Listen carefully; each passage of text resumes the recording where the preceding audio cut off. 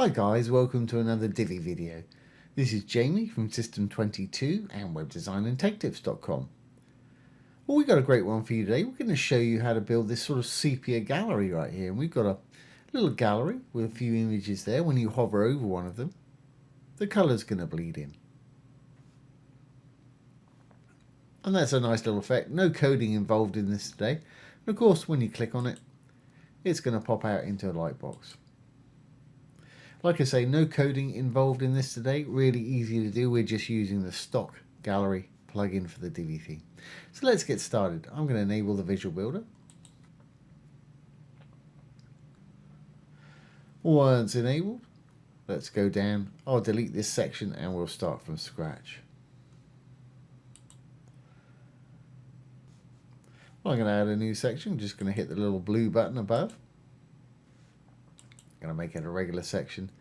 Inside, I'm going to put a single column and a single row. Divi comes as standard with all these light grey modules, plenty enough for about any site. I'm going to use the gallery module right here. So I'm going to left click. And the first thing it wants you to do is choose some images to put in there. So I'm going to hit the little button. And let's put about 8 images in there. Obviously choose as many as you want.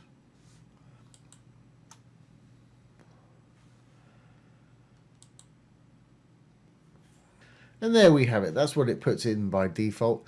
Obviously these things you can drag and drop by just left clicking, holding and letting go. Like any gallery module. Order wise, I'm going to leave it as it is. I actually want to display 8 of them, all of them that I put in there. I don't want any titles or anything like that. So if we pop down to elements down below, show title and caption, no. I don't want any pagination. Pagination is either the dots or the numbers that you find below if there's more images. There aren't, so I'm going to turn that off today. Great, well let's just make this a little more interesting. I want my images to be a little tighter together, less gap in between there. And let's make the background colour of this section different colour to show it off when we turn them sepia in a minute. So let's just save this as it is.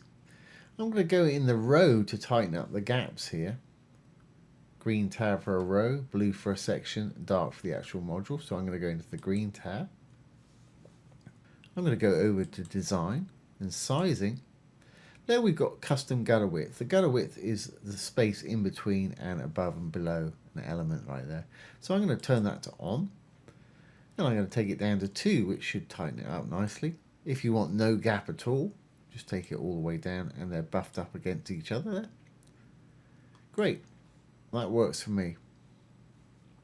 Okay, while we're doing this, let's change the background color of our section too, which is the blue tab up here.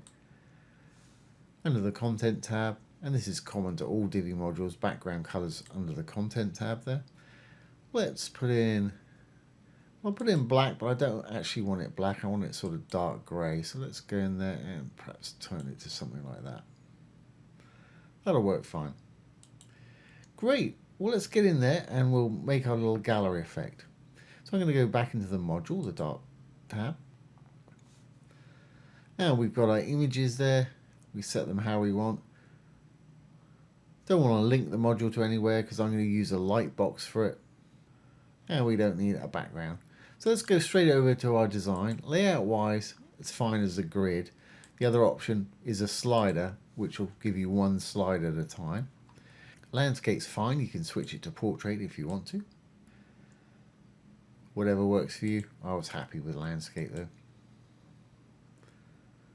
Overlay. Well, when I put my mouse over it, you'll see it's got this white background. I don't want an overlay on mine because I'm going to make mine turn black and white and then sepia. But I do want a little icon, perhaps an eyeball or something, to indicate that the image can be clicked on and pop out into a lightbox. So under overlay right here, overlay icon color, I'm going to make that white. And overlay background color, I'm going to make that transparent. But I don't want it a full white like that. I want to see a little bit of the image through the background. So overlay icon color, I'm going to click on it. I'm going to drag the opacity slider about halfway down on mine. That way you can see a little bit of that image through there. I like that a little bit better. Great. Well, let's now make these black and white when we hover over. So if we close up the overlay and go down to the image down below, we can roll on down. I don't want any corners or any borders on this today. We've got some filters down here. One of them, saturation, that's going to take all the colour out of it. So when we're first looking at them, I want them to be sort of black and white, and we'll add the sepia in a minute. So if you take all the saturation away, they're black and white. But of course when we hover over, I want that colour to come back. Common to most Divi modules. If you hover over the dark writing there, you'll see some icons appear. Go to the thing that you want to affect, our saturation in this case. If there's a little arrow there, hit it. Or we can set a hover state. Click on the little arrow to set the hover state. And when we hover over it, I want to bring that back up to 100% or full color. You can go crazy. You can oversaturate it if you want to do some effects there, but I'm going to leave mine at 100%. And you can slide, you can type in a value, increment up and down with the little arrows there for fine tuning. Great. So let's flip it back to desktop state, which should be black and white. That's okay, but I want to add that sort of yellow sepia effect. So if we roll down a little bit more down here, we've got image sepia. Same thing, roll over it, make sure you get the little arrow up, because on desktop, I want it to be fully sepia, real oldie school image. When you hover over it, I want it to be nice Technicolor.